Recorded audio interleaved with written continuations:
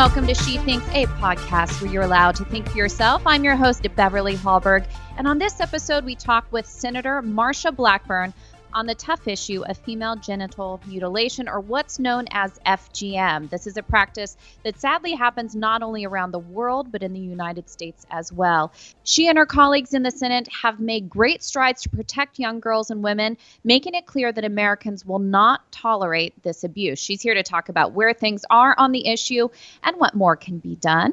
A little bit about Senator Blackburn before we bring her on. Senator Blackburn was elected to the U.S. Senate in 2018 and is currently serving her first term representing the great state of Tennessee. Before her election to the Senate, Senator Blackburn represented Tennessee's 7th Congressional District. Her public service is dedicated to promoting opportunities for women and making America a more prosperous place to live. Marsha's leadership philosophy is based on her experiences in the private sector as a small businesswoman and author, as well as being a mother and grandmother. Well, Senator Blackburn, thank you so much for joining us today. Well, I'm delighted to be with you. IWF does such a tremendous work in educating women on the issues of importance. So it's an honor to join you and to talk to all of your members and your listeners. Well, you've been such a staunch defender of women in your time, not just in the Senate, but also in the House as well. So I personally thank you. I think the first time I was able to chat with you was probably about 15 years ago. I was new to D.C. and got to do an interview with you. And it's just amazing the work that you have done over the years. And I'm curious. So you're a new senator. How has that switch been going from the House to the Senate? You know, it's so interesting to go from the House to the Senate, and I really appreciate that people say, you know, the House is that hot cup of coffee and the Senate is the saucer that it spills over into. And I think that is a well-placed statement. In the House, we're working on so many different issues, and then in the Senate, what ends up happening is you really kind of drill down on your area of interest. And I am chairing the Technology Task Force in the Senate, and this is a way for us to do a deep dive, if you will, on the issues of privacy and data security, prioritization, censorship, transparency, antitrust, and competition, all in the virtual space. And as people are beginning to say, hey, we need some privacy guidelines that are in statute, and we need authority for penalties and enforcement. This is a timely issue. It is an enormous issue with women because they want to make certain that not only are they and their information safe online, they want to make certain that their children are safe when they are online. So we are digging down on this issue, working. We've had 3 meetings of the Tech Task Force, and that is going great. And that's kind of the difference that you see between the House and the Senate, is the structure and how things operate.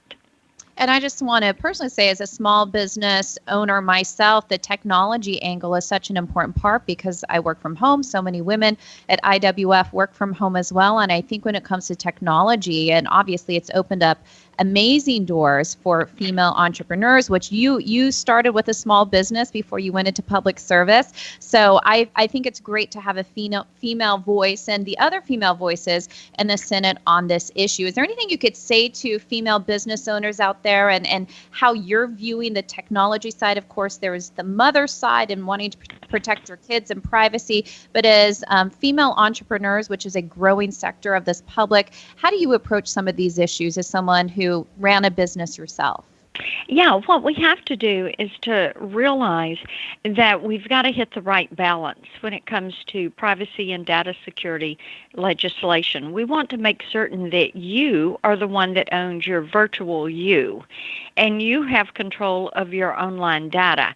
At the same time, we do not want to hamper innovation, and we want to be certain that our entrepreneurs are going to be able to use data to build their business, to deliver to you goods and services.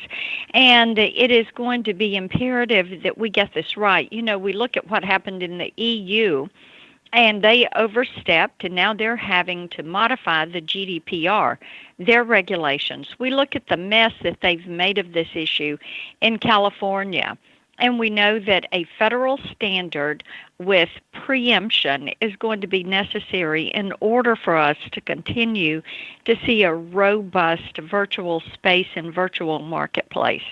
Well, it's an important issue area, especially as technology is innovating and advancing so quickly. And I know that you being a female senator, you have female colleagues there that work on a wide variety of issues. And I want to switch to a harder one, a tougher issue to talk about. And that's one that you have been working on, and that is making sure that women in our country, and sadly this happens to young girls and women in our country, but to protect them from female genital mutilation, or what's known as FGM. IWF has done a lot of this. I want listeners to know, if you want more information, you can go to IWF.org.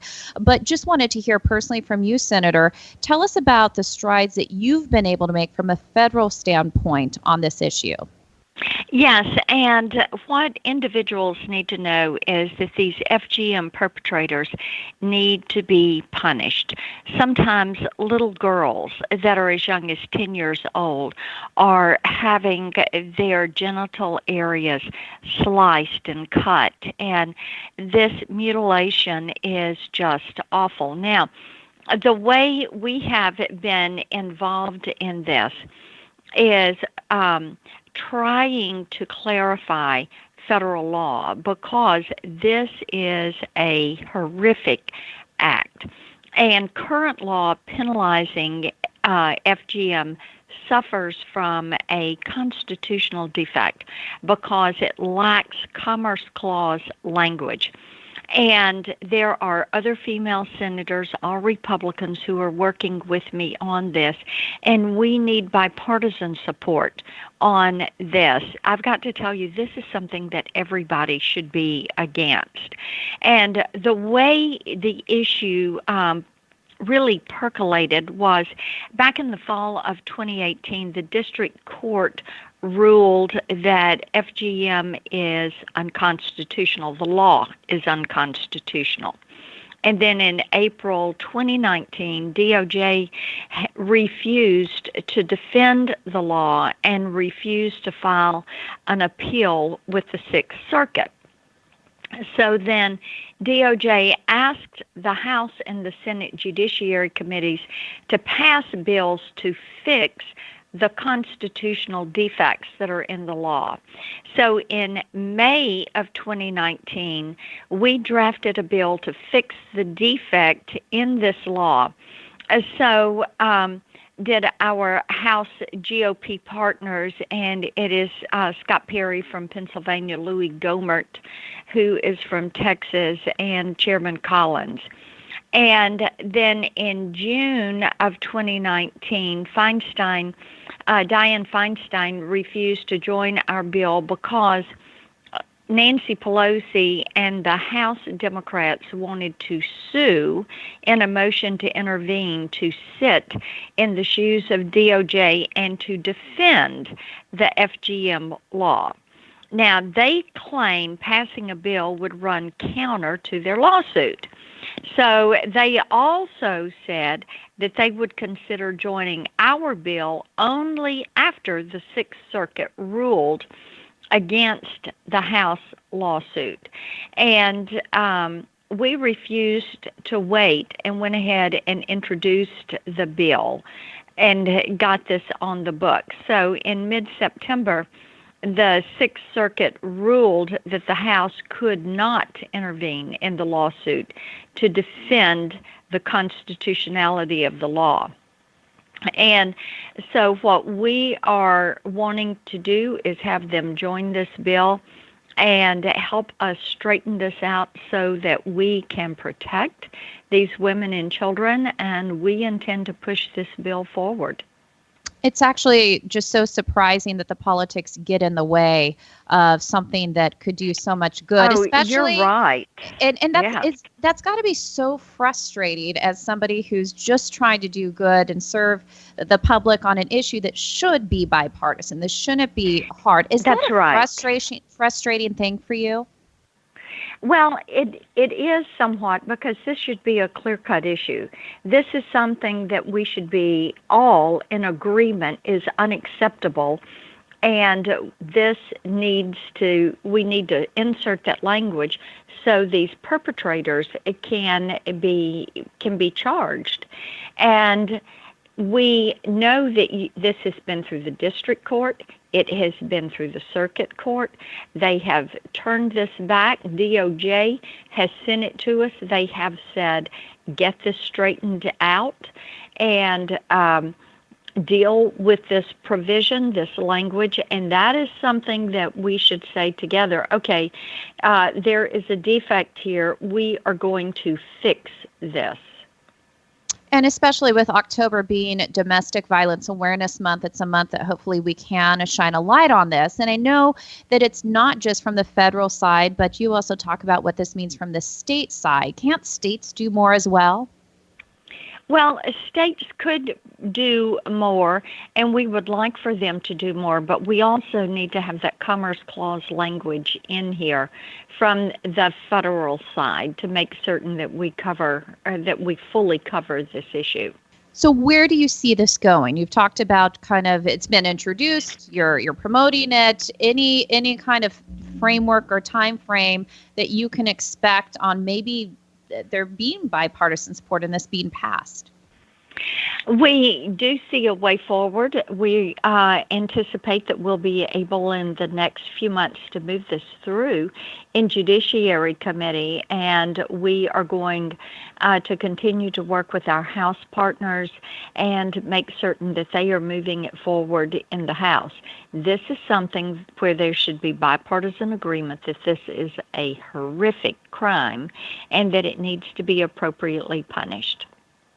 And final question for you. I just want to talk about other work that you are doing in the Senate. I know you're talking about your work on the tech side, but anything you'd like to say to women out there on you and your colleagues? I know you're with Joni Ernst and Martha McSally, and you're working with some wonderful women in the Senate.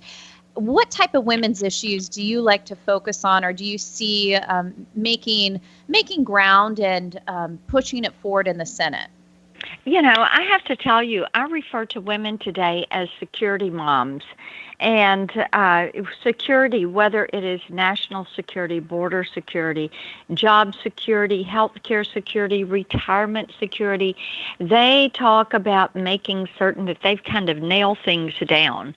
And women are very focused on keeping their families secure in their communities, making certain that there is a pathway for jobs. The economy is the number one issue with women. The economy, jobs, access to health care, fairness in the marketplace. Women business owners want to make certain that they have access to capital, that they are not being cut out of the marketplace, and that they're being treated fairly and on a level playing field. So these are issues we hear so much about from women. Well, I just want to personally thank you for all the work that you have done to stand up for women, and especially the issue of FGM for young girls who tragically face this in their lives. So all of us at IWF, thank you for the work that you're doing, and thank you for joining us today. Absolutely. Thank you so much. Bye-bye. And thank you all for joining us today. Remember, if you want more information on the topic we discussed, please go to IWF.org. I also wanted to let you know of a great podcast you should subscribe to in addition to She Thinks. It's called Problematic Women, and it's hosted by Kelsey Bowler and Lauren Evans, where they both sort through the news to bring stories and interviews that are of particular interest to conservative-leaning or problematic women. That is, women whose views and opinions are often excluded or mocked by those on the so-called feminist left. Every Thursday, hear them talk about everything from pop culture culture to policy and politics by searching for Problematic Women wherever you get your podcasts. Last, if you enjoyed this episode of She Thinks, do leave us a rating or a review. It does help. And we'd love it if you shared this episode and let your friends know where they can find more She Thinks episodes. From all of us here at Independent Women's Forum, thanks for listening.